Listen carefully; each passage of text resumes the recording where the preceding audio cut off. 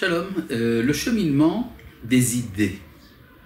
De quoi s'agit-il? Nous allons aujourd'hui traiter d'un texte fondateur de la pensée du Rav Kook, en hébreu, le Mahalach ha-ideot be'Israël, le cheminement des idées en Israël. De quoi s'agit-il?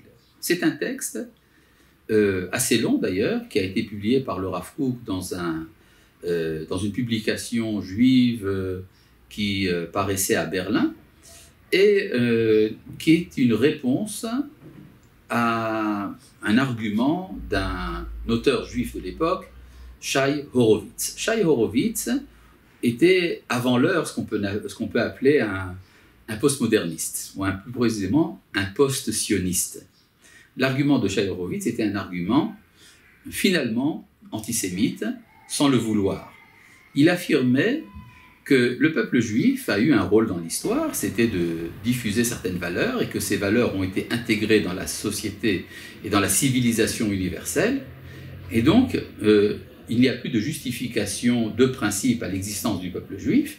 Donc ce qui reste au peuple juif à faire maintenant, c'est de se fusionner dans la civilisation universelle, et donc de s'assimiler, de se suicider en tant qu'entité nationale. Le Rav Kook, évidemment, n'a pas tellement aimé ce genre d'idées, et donc il a répondu dans le journal de l'époque à travers une série d'articles qu'il a appelé « Le cheminement des idées en Israël ». Ce texte du Rav Kook est un texte extrêmement fouillu, et dans lequel il y a beaucoup de notions qui sont mêlées, a pour fondement la pensée kabbalistique. Mais il s'exprime en termes hegélien. Le Rav Kook donc emprunte à Hegel certaines formulations dont il va se servir pour transmettre des enseignements qui ont leur origine dans la tradition kabbalistique et en fait dans la tradition juive dans son ensemble, aux sources bibliques. Le terme essentiel employé par le Rav Kook à Hegel, c'est le terme idéa. Idéa, en français, une idée. Ce terme chez Hegel reprend une idée de Platon. Chez Platon, le monde est l'expression, la projection d'un monde idéal, le monde des idées, et les idées s'expriment, sont projetées dans la réalité terrestre, celle que nous vivons.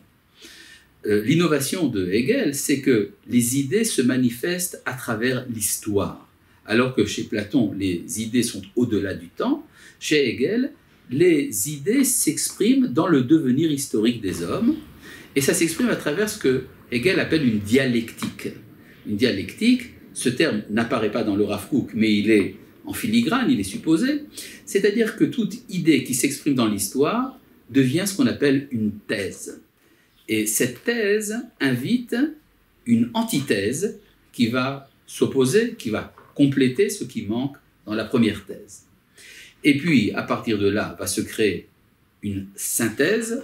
Cette synthèse, c'est ce qu'on appelle la dialectique. Une synthèse dialectique qui va donc se transformer en une nouvelle thèse, qui va inviter à nouveau une antithèse, et tout cela va y avoir une nouvelle synthèse qui va arriver à l'idée des idées, l'idée pure.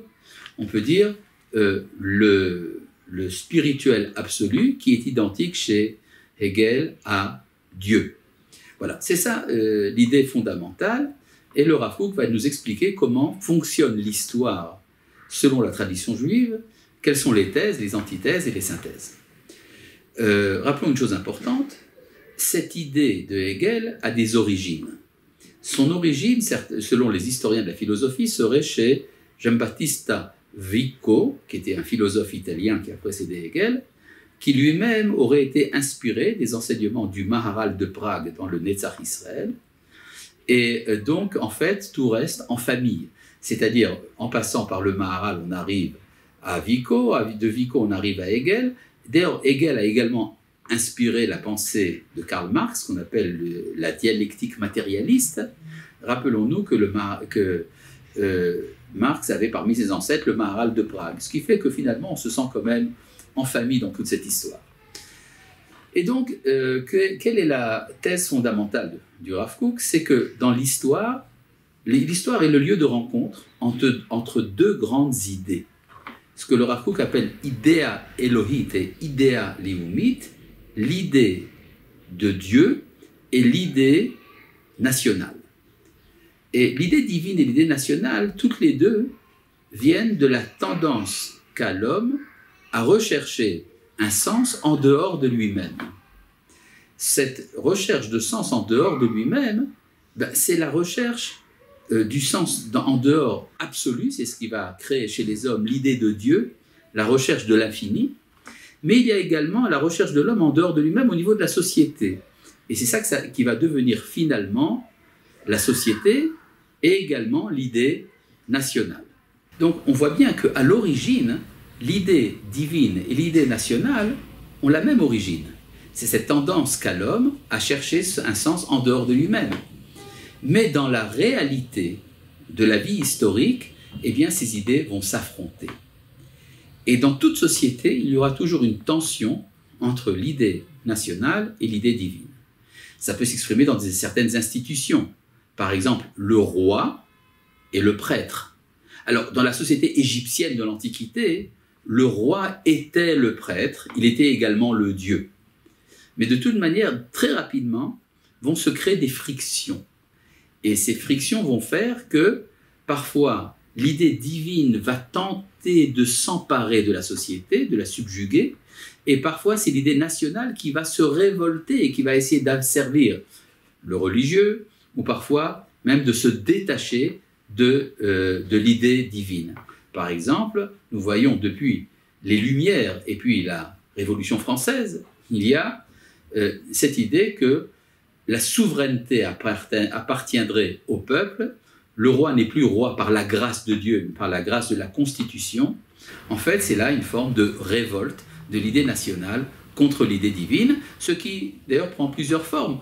Par exemple, ça peut devenir le fascisme, qui va diviniser l'État.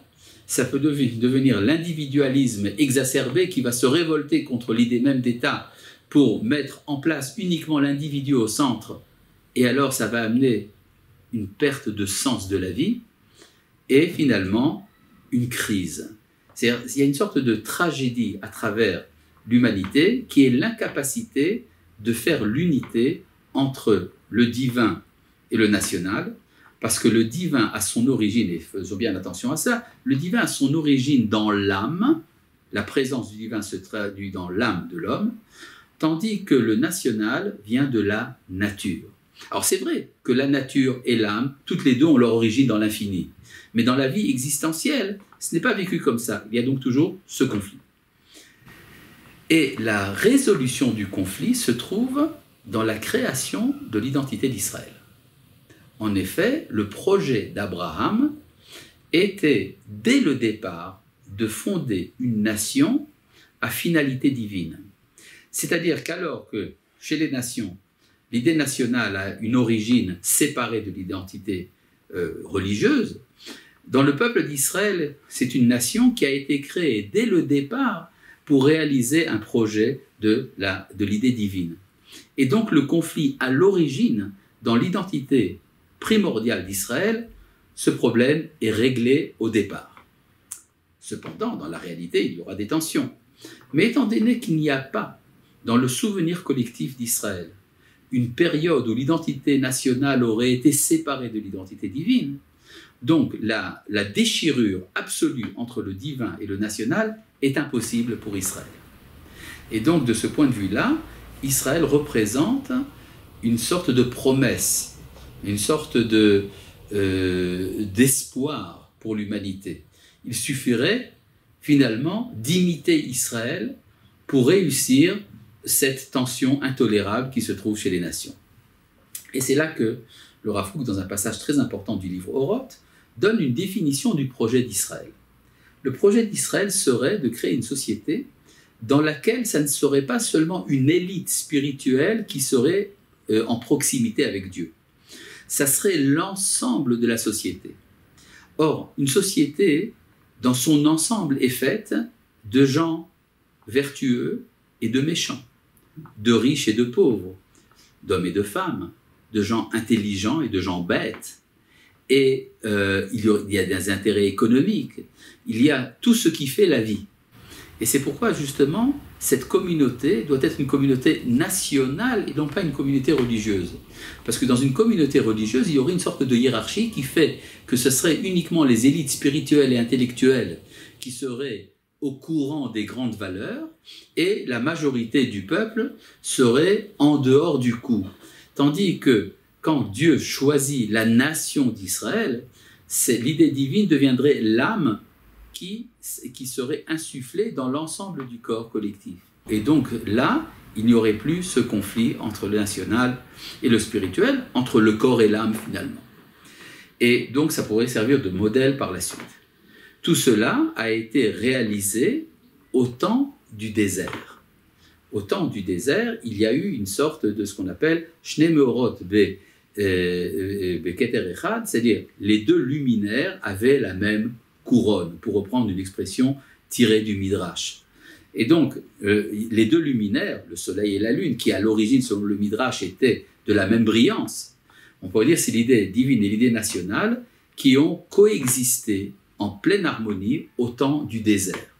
Mais rappelons-nous une chose importante, c'est que le désert, ce n'est pas l'histoire, c'est en dehors de l'histoire. À partir du moment où l'on rentre dans l'histoire, alors il va y avoir la chute. La chute spirituelle et morale d'un peuple entrant sur sa terre fait partie du plan de la providence.